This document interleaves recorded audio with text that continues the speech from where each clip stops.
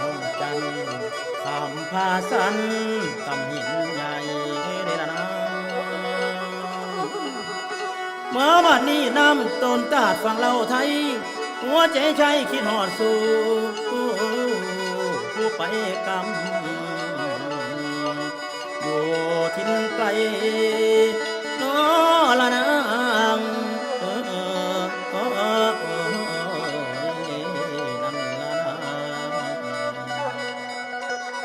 มาวันนี้ผมสีไข่ก่อนตาลเอาเสียงหวานมาห้องกูเอาของดีมาโชว์เมืองโพใส่บ้านอ้ายมีหลายรุ่นเป็นบอนดูเชิญเด้อแม่ยอดสู่มาเที่ยวทองโนสันจรนี่แล้วสิอ่อนซ้อนหินผาแม่นำคูงสองคนกำถ้าฉันงามน้อยหินห่วย3,000โบกวิวสวยลมตีฟ้ายำแลงคำกินข้าวแลงนอไฟกำรุ่งบุญให้อุ่นใจสาวโพใส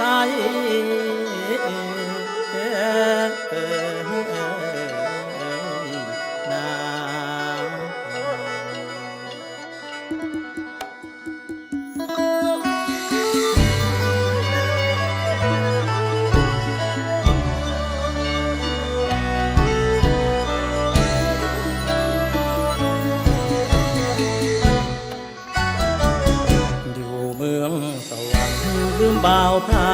ฉันแล้วบ่น้องลาผู้สาวสองคนงามตาเคยเกี่ยวเคยพากโยงเต่าฉันเลี้ยงเจ้าลืมก้อยกุ้งยิ่งปลาโยนบ่อนเคยนั่งเคียงไปลีอยู่ใส่บ่ได้ยินเสียงน้ำตาต้นหินหินเมืองโพสายหลายเดือนผ่านเพื่อสะพาน้ำโขงลดหน่อยไอ้กะมานั่งคอยผู้สาวสำน้อยถือสวิงยามตรงกุ้งตักปลาปากบ้องพี่น้องแย่งทีเจ้าอกตาอายเกินอายเสียจริงหรือเจ้าลืมทิ้งผู้สาวสองคนยืนแนมพาฉันกันแน่เด้อน้องลาบ่าวหิมของยังคอยท่าแนมหิมผาคิดทอดคุณไกลฟังเสียงน้ำคูงเสียงทุนเศร้าเป็นหนาวหัวใจ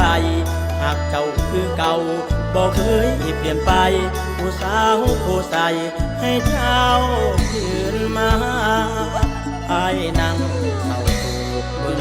3,000บูยามหน้ามันมองดูตาเป็นยามแลงคิดทอดเจ้าเองสาวผู้สายคืนมาสาเด้อยามแลงปีหน้าอายสิพาไปใหม่ตักปลาตุงสองคนผู้สายผูกสัญญาใจบ่าวบ้านพาฉัน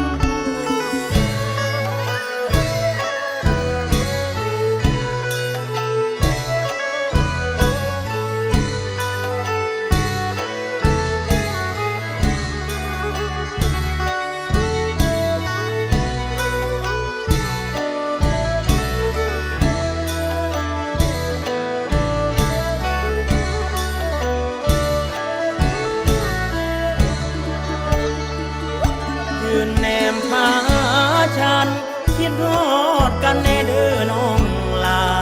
บ่าวหิมของยังคอยท่าแนมหินผาคิดฮอดคุณไกล